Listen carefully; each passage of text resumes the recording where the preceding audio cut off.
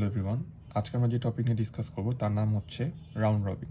So CPU শিডিউলিংয়ের last topic হচ্ছে round robin, last and one of the most important topic এক্সামের জন্য অ্যান্ড কুইজের জন্য। সো রাউন্ড রবিনটা বেসিক্যালি প্রিএমটিভ দিয়ে সলভ করতে হয়। প্রিএমটিভ মানে আমরা আগেও ডিসকাস করছি, প্রিএমটিভ হচ্ছে একটা প্রসেস স্টার্ট হওয়ার পরে পুরোটা এক্সিকিউট না হয়ে অন্য প্রসেস এক্সিকিউট হতে পারবে। সো আমরা একটা এক্সাম্পল নিয়ে নিচ্ছি। অ্যান্ড রাউন্ড রবিনের জন্য কোয়েশ্চেনে অবশ্যই টাইম কোয়ান্টাম নামে একটা জিনিস দেওয়া থাকবে। টাইম কোয়ান্টাম হচ্ছে কতক্ষণ ধরে একটা প্রসেস এক্সিকিউট হবে। এটা 2, 3, 4 যে কোনো কিছু দেওয়া থাকতে পারে। সো আপনি স্টার্ট করে আমরা দেখবো ইনিশিয়ালি প্রসেস 1টা অ্যারাইভ করছে। আমরা ফার্স্ট এখানে রেডি কিউ মেনটেন করবো। রেডি কিউ থেকে একটা প্রসেস গ্যান চার্টে যাবে। রেডি কিউ এর রেসপেক্টে আমরা গ্যান চার্টটা ফিল আপ করবো অ্যান্ড গ্যান চার্টের রেসপেক্টে বাকি জিনিসগুলো ফিল আপ করবো। সো রেডি কিউতে ফার্স্টে আমাদের প্রসেস 1টা ইনসার্ট হবে, বিকজ প্রসেস 1টা আমাদের ইনিশিয়ালি আসছে। সো প্রসেস 1টা ইনসার্ট হবে, দেন প্রসেস 1টা আমরা কেটে দিয়ে গ্যান চার্টের মধ্যে ইনসার্ট করব। প্রসেস 1টা কতক্ষণ রান হবে? 0 থেকে 3 পর্যন্ত, because time quantum 3। So process 1টা 3 সেকেন্ড পর্যন্ত রান হওয়ার পরে 8 থেকে আমরা এটা 5 হয়ে যাবে। 3 সেকেন্ড রান করার পরে আমাদের 5 সেকেন্ড আরও রান করা বাকি, এক্সিকিউট হওয়া বাকি। সো আমরা এখন কেয়ারফুলি দেখবো, আমরা এখন 3 সেকেন্ডে আসছি। 3 সেকেন্ডের মধ্যে আমাদের প্রসেস 1টা কাজ এখনও কমপ্লিট হয় নাই, বাট এর মধ্যে আবার প্রসেস 3 আমাদের অ্যারাইভ করে ফেলছে সিপিইউ এর মধ্যে। সো প্রসেস 3টাকে আমরা এখানে রেডি কিউতে মধ্যে ইনসার্ট করব। আর কোনোটা কি অ্যারাইভ করছে? কোনোটা অ্যারাইভ করা নাই। সো প্রসেস 3 ইনসার্ট করলাম, অ্যান্ড যেটা আমাদের এক্সিকিউট হয় এখনও কমপ্লিট হয় নাই, প্রসেস 1 এখন এক্সিকিউট কমপ্লিট হয় নাই। সো প্রসেস 1টা আমাদের রেডি কিউতে ইনসার্ট করতে হবে। রেডি কিউয়ের কাজ আপাতত শেষ। এখন আমরা রেডি কিউ থেকে গ্যান চার্টের মধ্যে, মানে রানিং কিউ, এটাকে রানিং কিউ বলা যায়। সো প্রসেস 3টা আমরা রেডি কিউ থেকে বের করে রানিং কিউতে নিয়ে আসলাম, মানে গ্যান চার্টে নিলাম। দেন প্রসেস 3টা কতক্ষণ এক্সিকিউট হবে? প্রসেস 3 আমরা দেখতে পাচ্ছি এখানে 7 সেকেন্ড এক্সিকিউট হওয়া বাকি, মানে আমরা প্রসেস 3টা আমরা এখন 6 পর্যন্ত এক্সিকিউট করবো, 3 থেকে 6, কারণ টাইম কোয়ান্টাম 3। সো এখানে 3 সেকেন্ড চলার পরে আমরা দেখতে পাচ্ছি প্রসেস 3টা 7 থেকে 4 হয়ে যাবে। ওকে, সো আমরা এখন চেক করবো আমাদের 6 নম্বর সেকেন্ড পর্যন্ত কোনটা কোনটা অ্যারাইভ করছে। আমরা দেখতে পাচ্ছি এখানে প্রসেস 2 অ্যান্ড প্রসেস 4 অ্যারাইভ করে ফেলছে এক্সিকিউশনের জন্য। সো প্রসেস 2টাকে ইনসার্ট করব অ্যান্ড প্রসেস 4টাকে ইনসার্ট করব। ওকে, অ্যান্ড আমাদের যেটা যেটা এক্সিকিউট হওয়া বাকি আছে সেগুলোকে আমরা এখানে ইনসার্ট করব। ফর এক্সাম্পল আমাদের এখন প্রসেস 3টা এক্সিকিউট হওয়া বাকি, রাইট? প্রসেস 3 আমাদের এক্সিকিউট হওয়া বাকি, সেটাকে আমরা ইনসার্ট করব। দেন আমরা এখন রেডি কিউ এর মধ্যে আমাদের প্রসেস 1টাকে কেটে দিয়ে গ্যান চার্টের মধ্যে প্রসেস 1টাকে ইনসার্ট করব। প্রসেস 1টা কতক্ষণ চলবে? 6 থেকে 9 পর্যন্ত। দেন 6 থেকে 9 চলার পরে প্রসেস 1টা আমাদের 5 থেকে হয়ে যাবে 2। ওকে, আমরা এখন 9 নম্বর সেকেন্ডে আছি। 9 নম্বর সেকেন্ডে আমরা দেখতে পাচ্ছি কোনটা কোনটা ইনসার্ট করছে, আমাদের প্রসেস 5টাও অ্যারাইভ করে ফেলছে। সো প্রসেস 5টাকে আমরা এখন রেডি কিউ এর মধ্যে ইনসার্ট করব। প্রসেস 5টাকে ইনসার্ট করব, অ্যান্ড আমরা দেখবো যে প্রসেস 1টা আমাদের এখনো কমপ্লিট হয় না, এক্সিকিউট হওয়ার 2 সেকেন্ড এক্সিকিউশন বাকি। সো প্রসেস 1টাকে আমরা লাস্টে ইনসার্ট করব। যেটা এক্সিকিউট হওয়া বাকি থাকবে সেটাকে লাস্টে ইনসার্ট করব, যেগুলো অ্যারাইভ করে ফেলছে সেগুলোকে আমরা আগে ইনসার্ট করব। অ্যান্ড এখানে আরেকটা জিনিস বলে রাখি, আমরা যখন 6 নম্বর সেকেন্ডে ছিলাম, আমরা 6 নম্বর সেকেন্ডে আমরা দেখতে পাচ্ছিলাম প্রসেস 2 অ্যান্ড প্রসেস 4 দুটাই অ্যারাইভ করছিল। আমরা কোনটাকে আগে রেডি কিউয়ের মধ্যে নেব?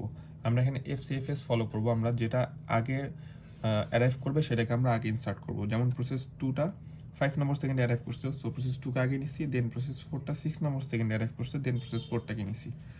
ওকে, সো আমরা এখন কি করব? আমরা প্রসেস 2টাকে রেডি কিউ থেকে গ্যান চার্টের মধ্যে নিব।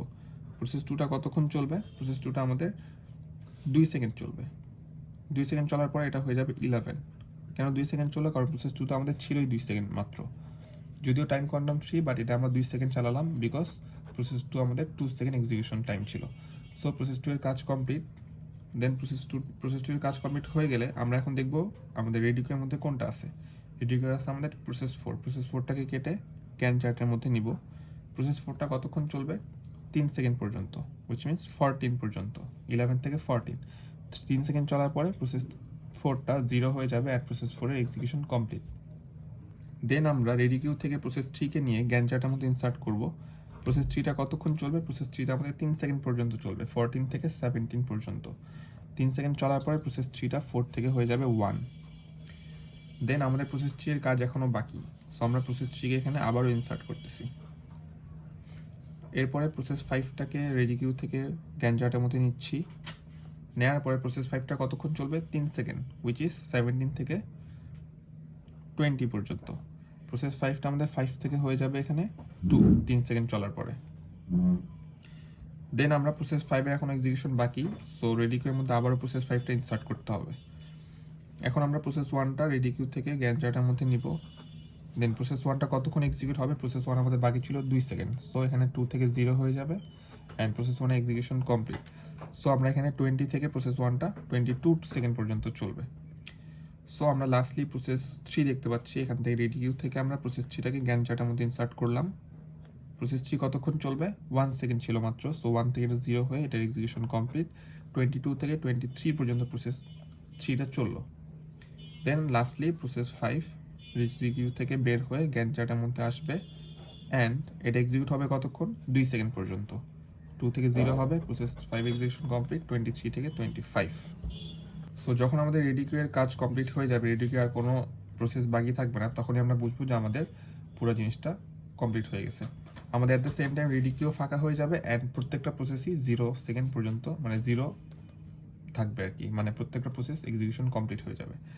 দেন আমরা সিমিলারলি আগের মতো গ্যান্ট চার্টের রেসপেক্টে বাকি সবগুলো ফিল আপ করবো। ফিনিশ টাইমটা কীভাবে ফিল আপ করবো? আমরা দেখি প্রসেস 1 এর ফিনিশ টাইম কত। ফিনিশ টাইমের জন্য অবশ্যই আমরা রাইট টু লেফট আমরা দেখার ট্রাই করবো। ফিনিশ টাইম প্রসেস 1 এর 22, দেন প্রসেস 2 এর জন্য ফিনিশ টাইম হচ্ছে 11, প্রসেস 3 এর ফিনিশ টাইম 23, প্রসেস 4 14, প্রসেস 5 25।